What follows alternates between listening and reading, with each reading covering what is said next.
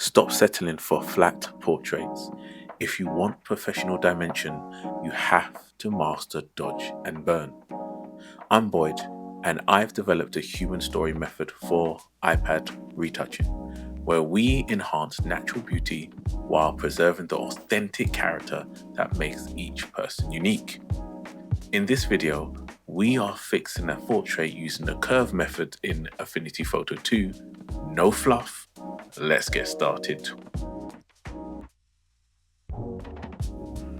Okay, as you can see, we've got our layers here, and this is a finished job that I have done for a model called Nusha. You have the low frequency, you have the high frequency. Those who need to educate themselves into high frequency and low frequency separation, go and check out one of my previous videos. Okay, so I want you to head to adjustments. I want you to scroll down to curves tool. We're going to create a non-destructive way of creating a dodge and burn layer, but we're going to focus on dodge. Here's your curve tool, and that pinpoint in the middle, you can make your highlights darker, your midtones darker, your midtones lighter. So what we want to do is get that sweet spot. So I'm trying to increase the lighting for my midtones and my shadows, just as ahead of time before using the brush tool to manipulate the darker areas of my image. So you obviously don't want to push up too bright. You want to make it just right so that the highlights and the details, you can still see the details in the pores, and that's what we want. So after that, you head over to the channels, you click on curve adjustment, you click invert, which creates a layer mask, and you see it there, the layer mask. And then we want to go to the brush tool. Now this is really important. I tend to put my brush flow to around about 1 to 3%, between 1 and 3%. Usually I go for 2, that's usually my sweet spot. But for this purpose, we're going to leave it on 41% just so that you can see the effects it has when you have a high flow. I've left that at 41% so you can just see the patch that it leaves. It doesn't allow for a smooth transition in regards to highlights and midtones. So remember, black hides, white reveals. Black hides, white reveals.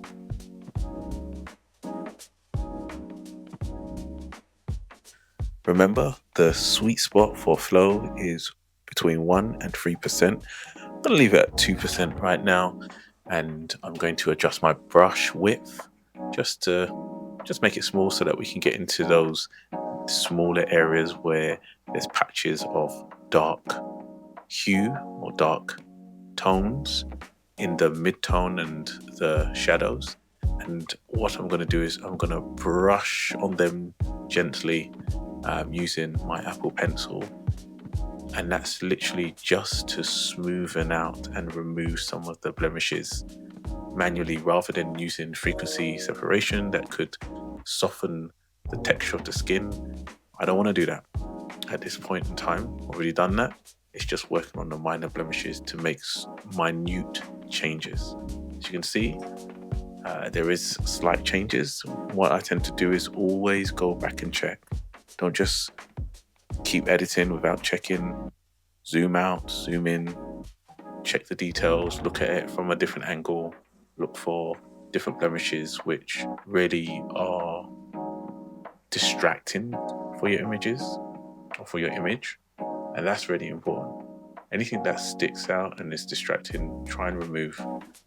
I tend not to remove everything. I tend to focus on the human connection.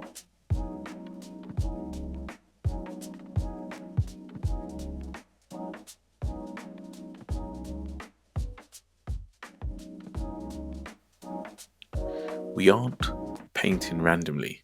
We are following the bone structure. For dodging, which is the highlights, we target the protruding areas. Center of the forehead, bridge of the nose, highlight points of the cheekbones, the chin. For burning, which are the shadows, we target the receding areas under the cheekbones, the temple, the jawline.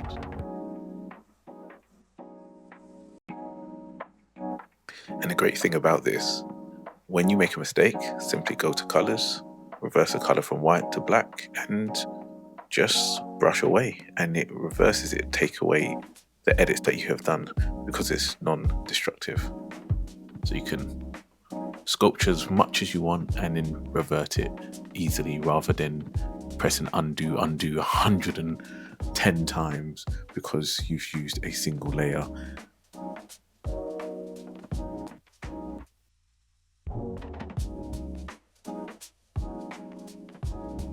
As you can see, I'm using the dodge to lighten the shadows and to increase highlights. So you see just underneath the eyebrow where you've got that shadow, I'm just softening the shadows that are there so it provides more of a natural flow. And then here I'm working on the highlights as well, just to make that pop as well, provides that three-dimensional feel. Underneath the eyes as well, I'll usually around the tear ducts as well. That's where I'm usually manipulating and editing just to make my image look more 3D, more dimensional. As you can see here, I'm working on the shadows underneath the nose, again just to make that even. It's all about just making the transition between light and darkness, or the light, highlights, midtones, and the shadows more smooth, so it provides something that's a bit more inviting without taking away too much of the detail.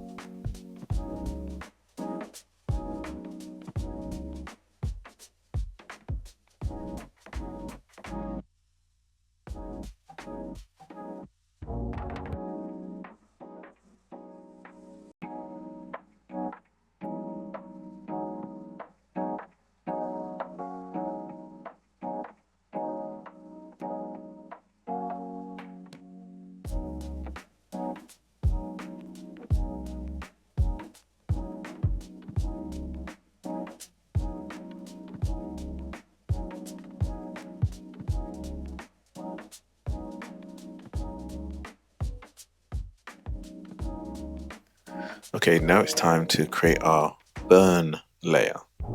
So what we're going to do is same thing, go to the curves, drop the point down, but down the opposite way, so it's darker. We're going to go to curve adjustments and invert, and there's our mask again. And then once again, we are going to make sure our brush is at 2%. We're going to make the brush a bit bigger, and I'm going to be adjusting the brush size as well, because a lot more of the area, there's a lot more darker areas or larger darker areas to manipulate, so I don't have to be as gentle when dealing with the burn brush that I have created.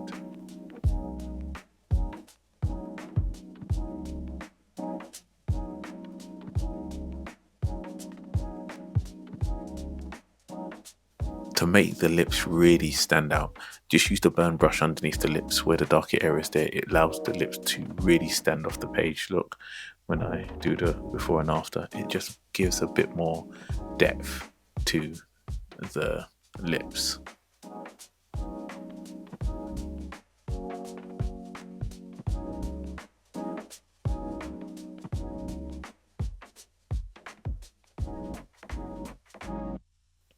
I'm carving out the cheekbone.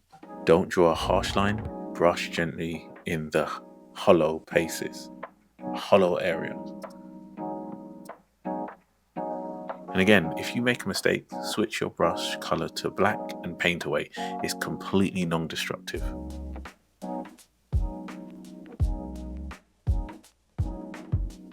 Here is the before and after. We haven't changed her face, we've just changed how light interacts with it. That is the human story method. If you get to try this tutorial, message me below. Let me know how it went. Tag me into any of the videos that you create. But now that you have the dimension right, you need to fix the skin texture. If you haven't watched my frequency separation tutorial yet, click on the video on the screen right now. It pairs perfectly with this workflow. I'll see you in that video.